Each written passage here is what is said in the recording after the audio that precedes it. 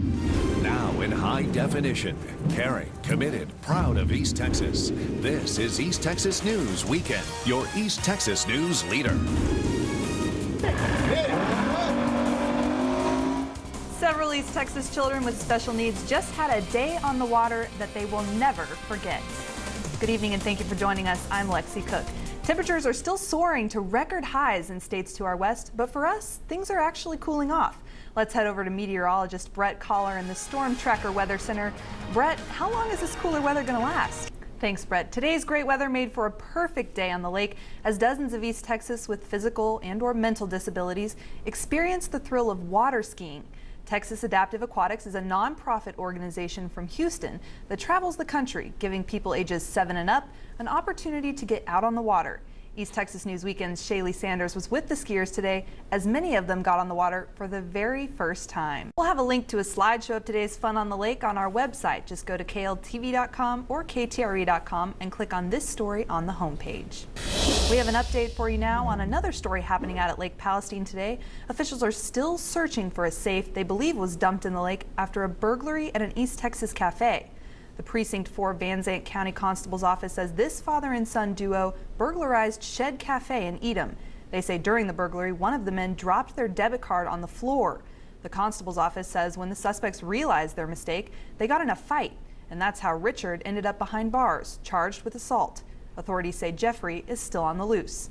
Dive teams spent yesterday and today trying to recover the cafe's stolen safe, which they think was dumped in Lake Palestine.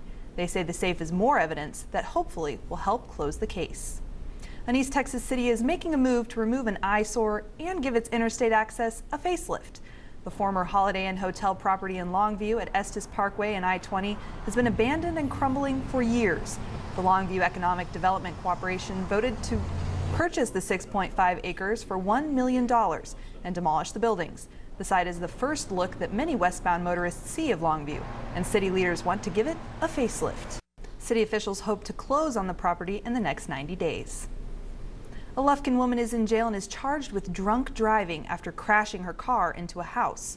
22-year-old Heather Lopez crashed her car into a home on Helen Street in Lufkin just before 3 o'clock this morning. Lufkin police officers say Lopez passed out behind the wheel before crashing. Lopez was arrested for drunk driving and was treated for minor injuries. No one else was hurt in the crash.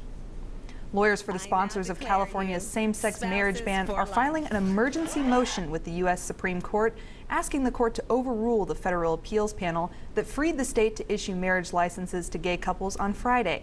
A lawyer for the Alliance Defending Freedom says the 3-judge 9th Circuit panel acted prematurely and unfairly. 2 people are safe after being rescued from a burning fishing boat near Corpus Christi. This is what Customs and Border Protection saw at around noon yesterday just off the shores of Lydia Ann Island. 2 people were rescued from the 46-foot fishing boat. The Coast Guard put a 100-yard safety zone around the boat and say they are working with the Texas General Land Office on the case. They say the people on the boat were wearing their life jackets. They are not sure what started that fire. Fort Worth police say a 13-year-old North Texas boy has confessed to using a bowling ball to fatally beat a 5-year-old. They say the confession was made public during a detention hearing yesterday in Fort Worth. The teen is facing a capital murder charge for the death of the younger boy. A Hood County Sheriff's Office sergeant passed away early this morning after being shot outside of a city hall. The Hood County Sheriff's Office is remembering Sergeant Lance McLean. McLean died after being shot yesterday in Granbury, which is southwest of Fort Worth. The incident began with a shooting at Edgecliff Court near Lake Granbury. Officials caught up with the suspect in front of Granbury's City Hall. Witnesses say the suspect came racing down the street in a white van, jumped out of the van, and started shooting at officials. The suspect was shot and killed. The Granbury police officer was also shot. No word on his condition. An Angelina County sheriff also killed in the line of duty was honored today. Sheriff William McMullen was killed more than 100 years ago in 1866.